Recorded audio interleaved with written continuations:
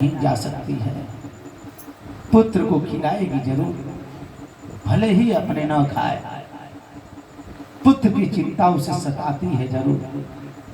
एक माँ अगर 10 पुत्र हों तो 10 पुत्रों को सेवा कर लेगी, लेकिन आज इस जमाने में 10 पुत्र नहीं, अगर 20 पुत्र भी है तो भी बहुत ऐसी माताएं हैं जिनकी सेवा नहीं कर पा रहे हैं। आजकल वृद्धाश्रम चला है, जहाँ जाइए तो करोड़ की जो हैं लोग, करोड़पति लाखपति, ऐसे ऐसे लोगों की माँ उस वृद्धाश्रम में पड़ी है।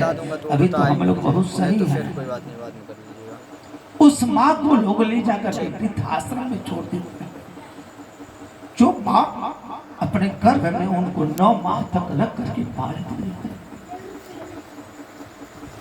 वृद्धावस्था आ जाती है जब माँ को उस पुत्र की आवश्यकता होती है लाठी के स्वरूप। बहुत जगह हमने देखा है,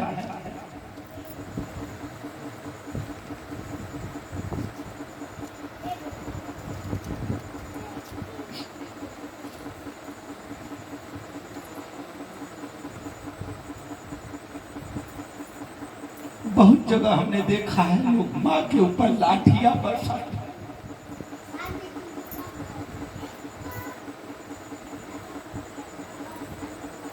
माँ को लोग मारते हैं।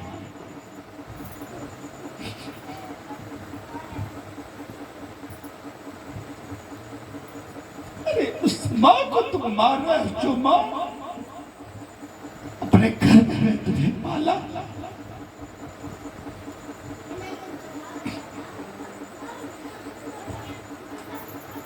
जो माँ तुम्हें सूखे पे सुला करके खुद भीगे बिस्तर पे सोई, उस माँ को तुम मारे हो। उस माँ की कोख में तुम मारे हो, जिस कोख में तुम 9 माह शयन किए हो।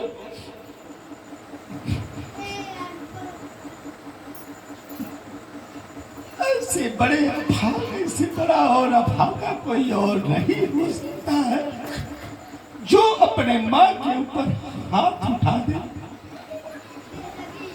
या अपने माँ के ऊपर डंडा उठा दे या अपने माँ के बारे में गलत सोचे।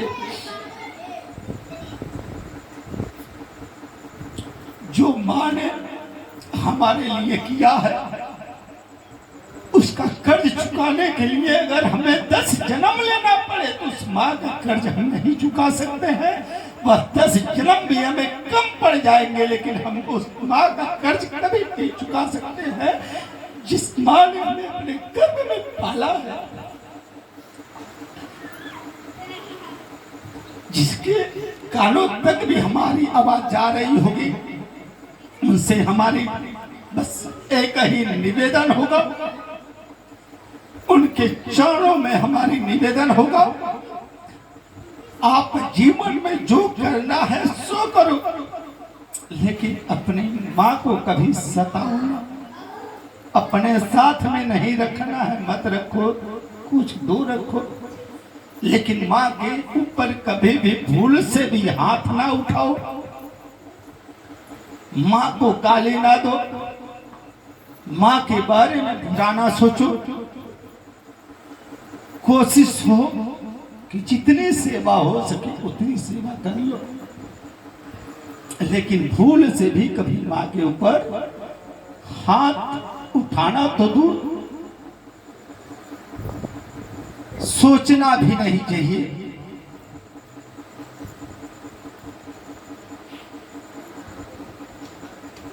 एक माँ का दर्द एक माँ ही समझ सकती है, माँ के सिवा कोई और नहीं समझ सकता है, क्योंकि जो अपने कोख में किसी को रख सकती है उस वह दर्द